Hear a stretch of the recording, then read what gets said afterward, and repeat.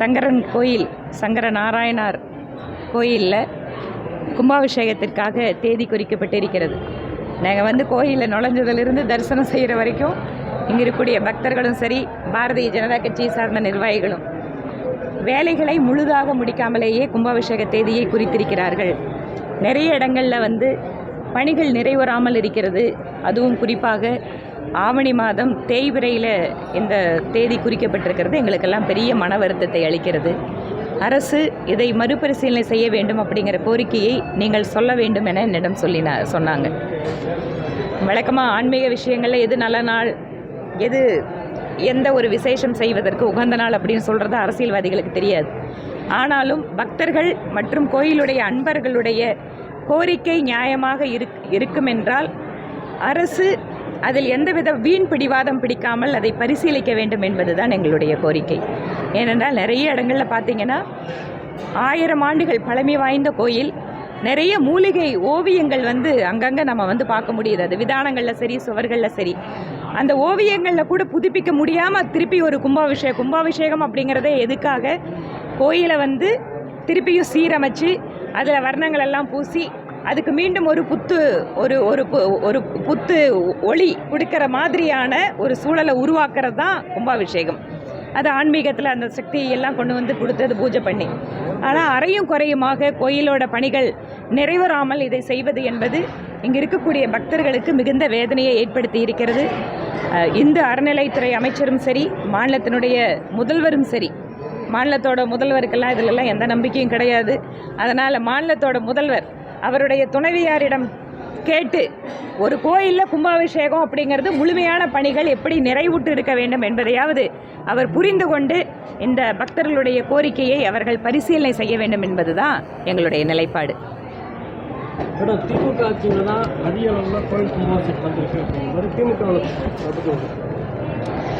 சட்டப்பேரவையில் கூட அது ஒவ்வொரு முறையும் திராவிட மாடல் ஆட்சியில் நாங்கள் இத்தனை கோயிலுக்கு கும்பாபிஷேகம் பண்ணியிருக்கோம், இத்தனை கோயிலை நாங்கள் புனரமைச்சிருக்கோம் அப்படிங்கிற ஒரு பெருமையை சொல்கிறாங்க.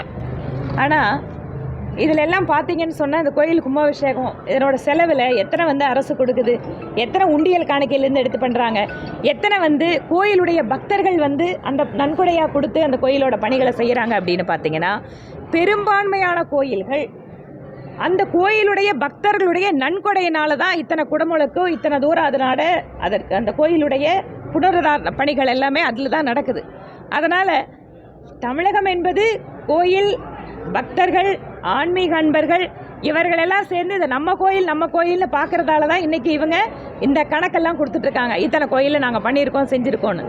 இதையெல்லாம் அரசாங்கம் முன்னிருந்து அவர்களே செலவழித்து அல்லது அவர்கள் முயற்சி எடுத்து பண்ணுறாங்களான்னு பார்த்தீங்கன்னா 100க்கு 5% கோயிலில் கூட அது கிடையாது.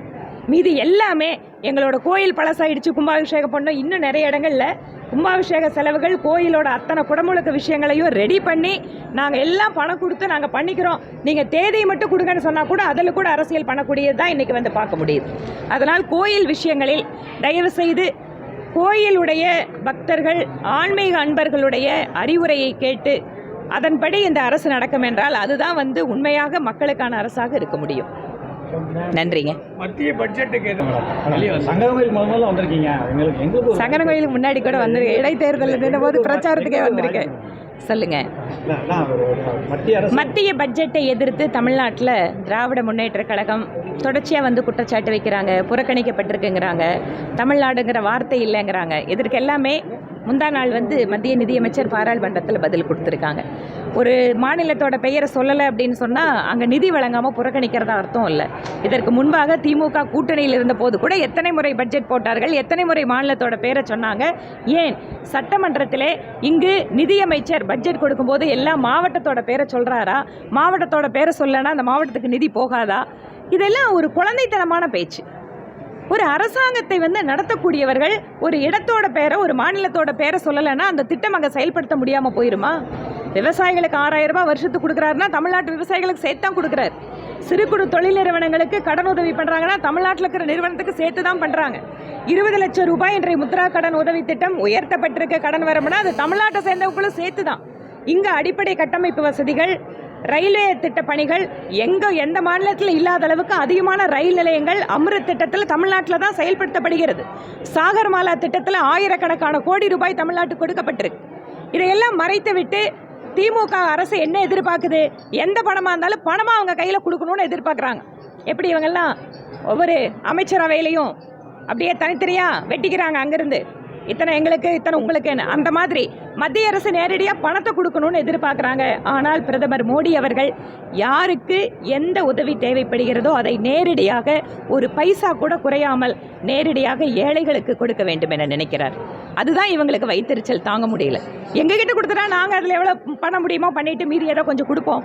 ஆனால் பிரதமர் நேரடியாக கொடுத்துட்றாரு அப்படிங்கிற வைத்தறிச்சல் தான் இன்னைக்கு இந்த விமர்சனத்துக்கு காரணம் இருக்கு. ஏனென்றால் குறிப்பாக பட்டியலினத்தை சார்ந்தவர்களுடைய கல்வி மேம்பாட்டிற்காக அவங்க தொழிலுக்காக கொடுக்கின்ற நிதியை எடுத்து அரசு இவர்களுடைய சொந்த திட்டத்திற்கு பயன்படுத்துகிறார்கள் அப்படிங்கிற குற்றச்சாட்டு இருக்கு. இது தொடர்பாக சிஏஜி அறிக்கையெல்லாம் கூட அவங்களுக்கான தகவல்களை கொடுத்துருக்காங்க. அதனால் இதில் முழுமையான தகவல்கள் கிடைச்சதுக்கு பின்னால் நாங்கள் அந்த குற்றச்சாட்டை வைக்கிறோம். ஆனால் நிச்சயமாக மத்திய அரசு ஒரு திட்டத்துக்கு கொடுக்கின்ற நிதியை எடுத்து மற்ற திட்டங்களுக்கு இவர்கள் பயன்படுத்தி கொண்டிருக்கிறார்கள் என்கின்ற குற்றச்சாட்டு பரவலாக இருக்கிறது. தான் பண்ணிட்டு இருக்காங்க. இல்ல உண்மைதான். திராவிட மாடல் அரசு அப்படிங்கிறதுல ஏதாவது ஒரு குற்றச்செயல்கள் நடந்தால் யாராவது ஒருத்தங்களை பிடிச்சி என்கவுண்டர் போடணும், இல்லைன்னு சொன்னால் ஆஃபீஸரை மாற்றணும். அதுக்காக மக்களுக்கு நாங்கள் எல்லாம் சரி பண்ணிட்டோன்னு காட்டுறாங்க. ஆனால் ஒவ்வொரு நாளும் தமிழகத்தினுடைய சட்டம் ஒழுங்கு என்பது சீரழிந்து கொண்டிருக்கிறது. எப்பவுமே திமுக ஆட்சிக்கு வந்தால் ரவுடிகள் அரசு அப்படிங்கிறதா மக்கள் சொல்லுவாங்க. இப்போது மீண்டும் ஒரு முறை திமுக அதை நிரூபித்துக் கொண்டிருக்கிறது. பாதகம் செய்பவரை கண்டால் நாம் பயங்கொள்ளலாகாது பாப்பா, மோதி மிதித்து விடு பாப்பா, அவர் முகத்தில் உமிழ்ந்து விடு பாப்பா. அண்மை செய்திகளை உடனுக்குடன் தெரிந்து கொள்ள இணைந்திருங்கள் இயம்நாடு தொலைக்காட்சியுடன்.